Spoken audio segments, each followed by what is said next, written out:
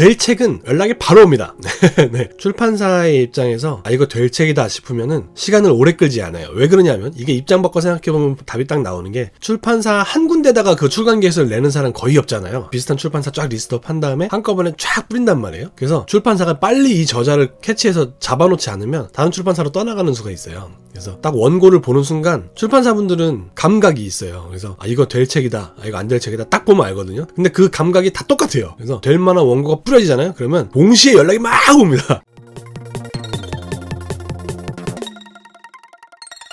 네, 안녕하십니까. 1인 지식기업가 양재호입니다. 오늘 말씀드릴 주제는요, 제가 썼던 책에 대한 이야기입니다. 책을 쓰게 된 계기와 책을 어떻게 쓰게 됐는지, 또 책은 어떻게 쓰는 건지, 또 1인 기업가로서 독립출판, 1인 출판 하시는 분들은 어떻게 그렇게 하는지, 또 하시려고 하시는 분들이 궁금해하실 독립출판 하면 돈을 얼마나 버는가, 이런 것들에 관한 얘기를 전반적으로 쭉 해보도록 하겠습니다. 댓글 주신 분들 중에 이런 댓글을 달아주신 분이 계셨어요. 라이브 할 때마다, 영상 올릴 때마다 친절하게 댓글 잘 달아주시는 분이신데, 실제로 책을 쓰셨던 경험담을 듣고 싶어요 라고 쓰셨어요. 누구나 지식기업 쪽에 관련된, 또 1인 기업 관련된 일을 하시는 분이라면 1인 출판을 한 번쯤은 고려해 보셨을 거예요. 그래서 그거 관련된 얘기를 계속 쭉 나눠보도록 하겠습니다.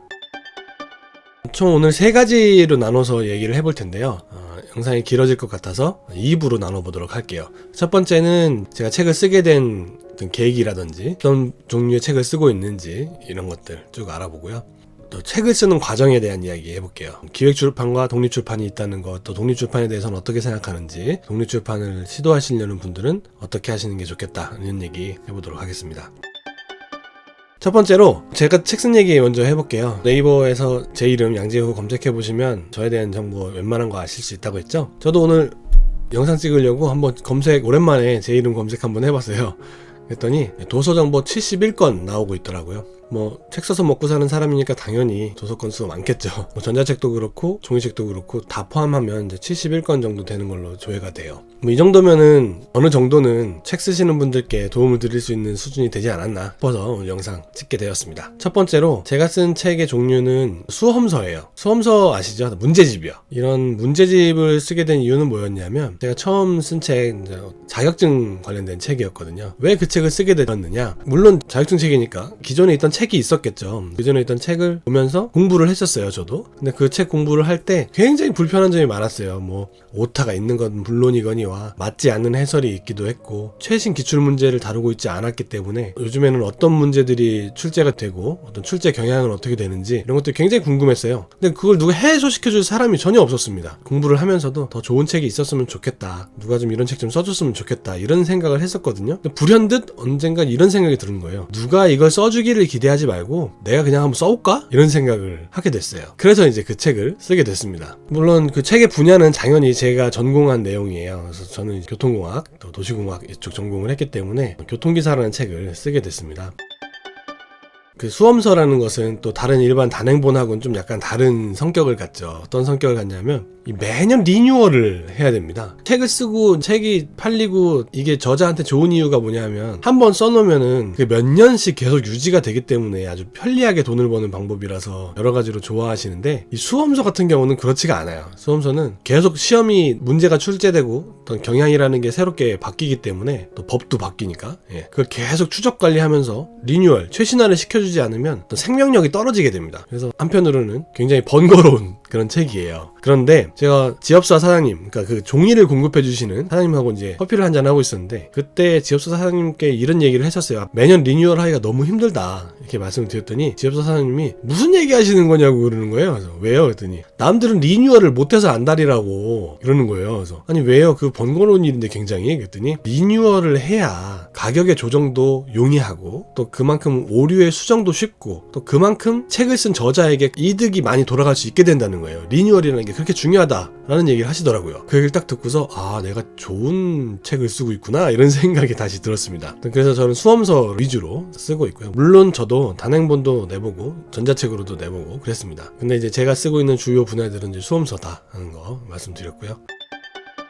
이런 그 수험서가 다른 책들하고 달리 리뉴얼을 해야 되는 그런 특성이 있고, 또 두 번째 특성은 뭐냐면 수요가 굉장히 적어요. 일반 단행본은 누구나 볼 수 있는 책들 있죠. 뭐 자기계발이라든지 소설이라든지 이런 거는 누구나 볼 수 있어요. 그래서 한번 써놓으면은 굉장히 많은 수요층을 갖게 되는데, 또 단점이기도 한 것이 그렇게 많은 수요층을 갖다 보니까 경쟁자가 엄청나게 많습니다. 내 책이 서점에서 초이스 되기까지 굉장히 어려운 과정을 거치게 돼요. 그래서 마케팅이나 이런 쪽이 잘 안 돼 있으면 판매하기 어려운 그런 부분들이 있죠. 그런데 이제 제 수험서 같은 경우는 수요층이 굉장히 좁고 아주 전문적이다 보니까 좁은 대신에 그 사람들이 다 사요. 그런 부분에서 다른 책들보다 경쟁력이 있게 되고요. 또 세 번째 특징은 이 제작의 단가가 높아요. 일반 단행본 같은 경우는 10,000원에서 15,000원 사이, 뭐 비싸면 18,000원까지도 이제 올라가게 되는데, 단행본들이 보통 20,000원 넘는 경우는 잘 없죠. 그런데 이런 수험서 같은 경우는 기본적으로 20,000원이 넘습니다. 비싼 경우에는 뭐 4, 5만원씩까지도 이렇게 올라가는 경우들이 있죠. 왜 그러냐면 분량 자체가 커요. 그러다 보면 종이의 두께도 얇아지고 편집도 오래 걸리고 장수가 많기 때문에 종이의 양도 많아지고 인쇄의 량도 많아지고, 이렇기 때문에 제작의 단가가 올라가게 됩니다. 어쩔 수 없이 이제 가격이 높아질 수밖에 없고, 그 내용 자체가 워낙에 전문적이고 쓸 수 있는 사람이 많지 않다 보니까 가격 자체도 아주 높게 형성이 되어 있는 특성이 있죠. 지금 말씀드린 대로 그런 전문적인 내용을 다루고 있기 때문에 네 번째 특성으로 제작 기간이 오래 걸린다는 단점이 있어요. 얼마 전 영상에서도 말씀드린 바와 같이 책 한 권 쓰는데 막 3년씩 걸리고 그러거든요. 그래서 좀 다른 책들과는 좀 다른 특수한 전문적인 전문서적이라고 부르죠. 수험서로서 그런 특성을 갖게 됩니다. 저는 이제 그런 책을